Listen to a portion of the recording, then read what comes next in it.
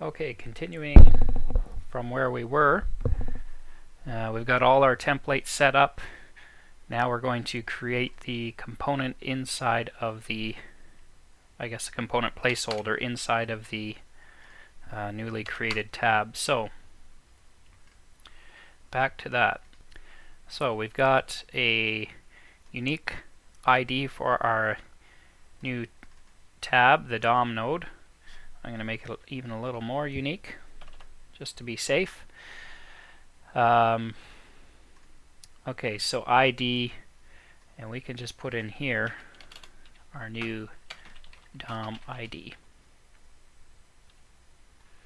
So that will give us unique ID.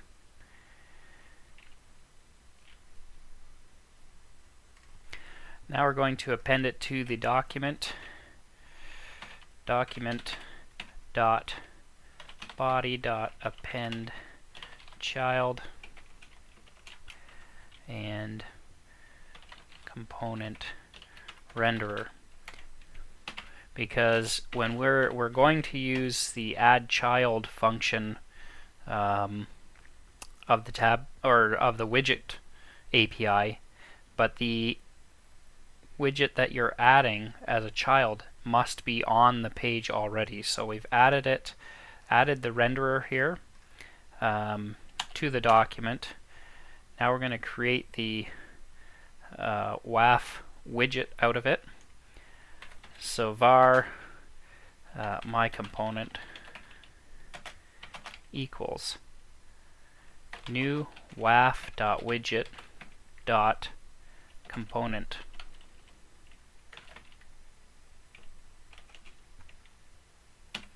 And then in here, we are going to use those parameters that I set up earlier. So you remember how I found what type of actual DOM element it was by going into the source. Now we're going to go into this blank component that we made earlier.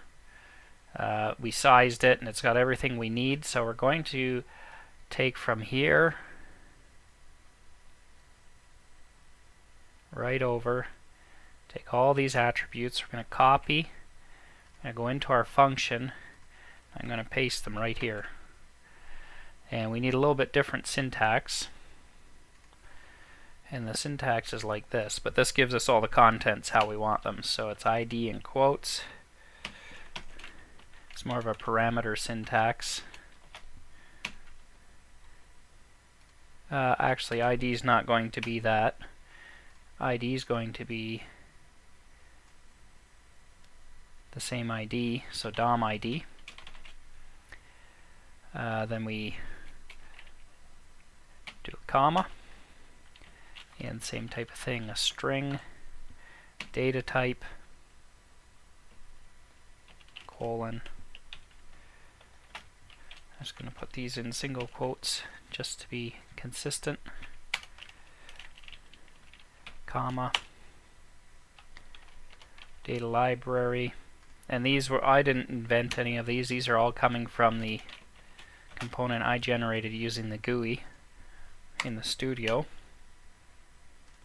So I can't really comment on what these mean all that much. I'm sure at some point they'll be documented.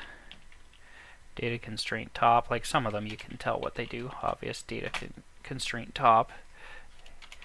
And bottom you can figure out what they do. So I'm just formatting these as they need to be.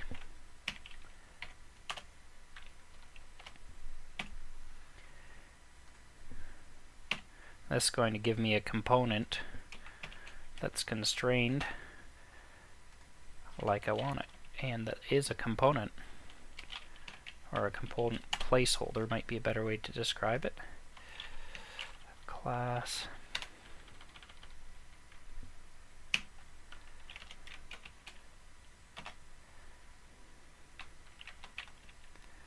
make sure all the proper classes are in there.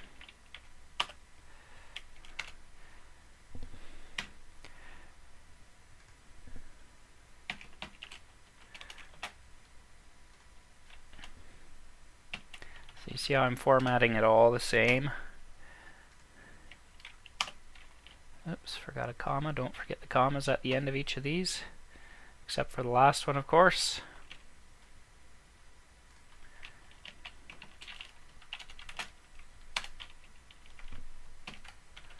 And that's it. Whew, some typing. Okay, so that should create a component placeholder on our document canvas somewhere. Now we need to put it in the place that we want it. So we already have our tab in this new tab variable. So we'll call Wakanda command new tab on new tab .id.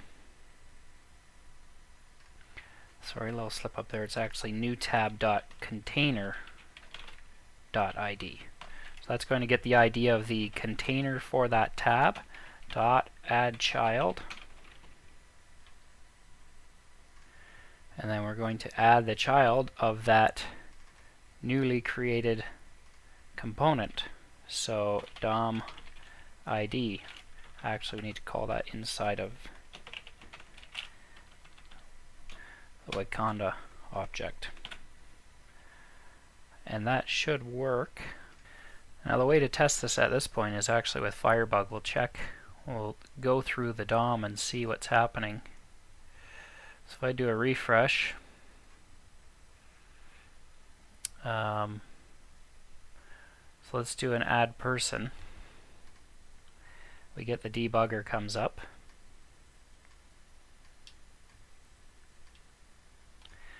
So we'll follow through here. So tab view, add tab. We step over that, we should get the new tab. We do. So var new tab equals tab view dot get selected tab. So new tab is now an object. It's the tab. DOM ID. Let's make sure this is working properly. So our DOM ID is new person 19600. So we've got a unique DOM ID for the component. Oops. The next line, we set up the component renderer. We created a new div. Set attribute. We'll set the ID, and then we're going to append it.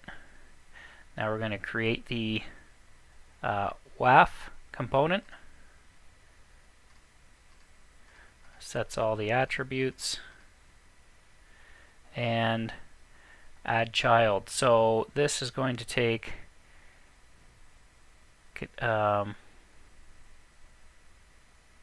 so you can see that the new tab, the container ID is that number there, container 491521, and we're going to add this to it. So if we do that,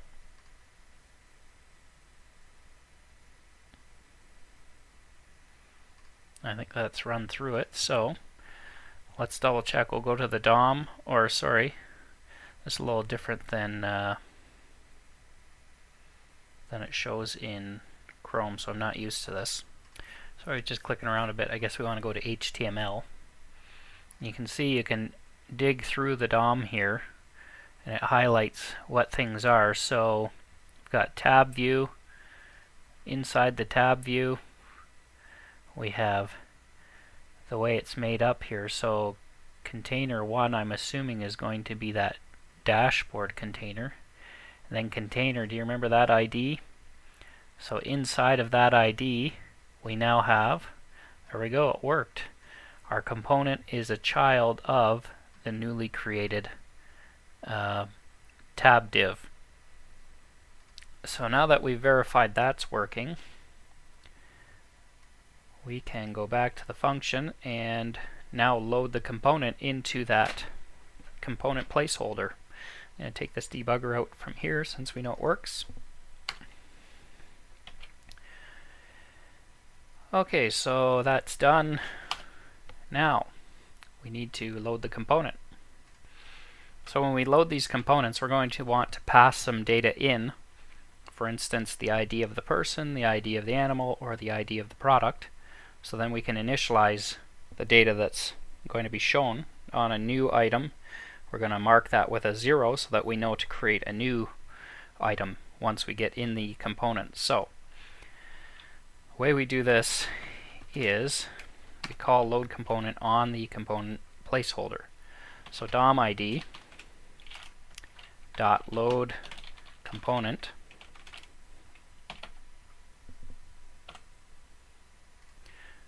and we're going to load the component. Now I'm going to fix something that we did before. Is I want this to be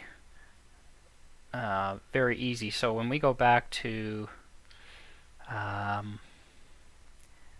the type we pass in, we're going to make it lowercase. So I'm going to have to go back to index.js and change all of these to lowercase, because we're going to use this string to actually load.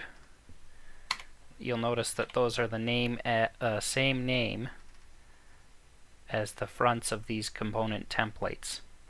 Okay, so that's why I'm doing this. So save that. Now when we go back to our function, you'll see we'll be able to do load component.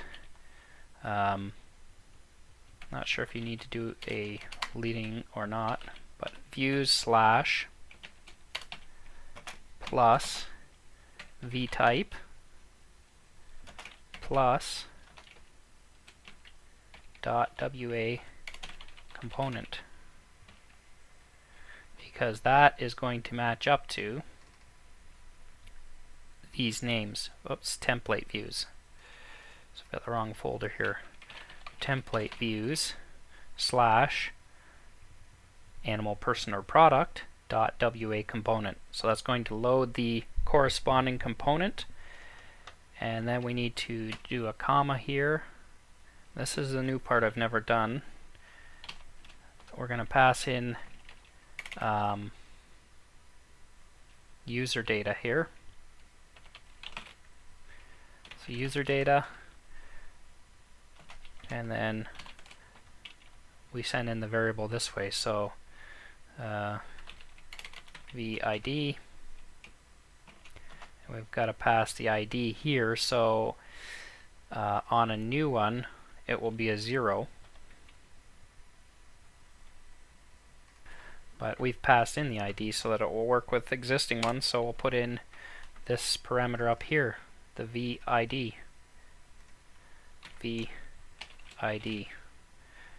And that will pass the ID into the web component so that on load we can access that. So let's give this a test. It's a moment of truth. See if it will load up the component properly. Go back to the browser and we'll refresh. Let's do add person. Oh, it worked. What a surprise.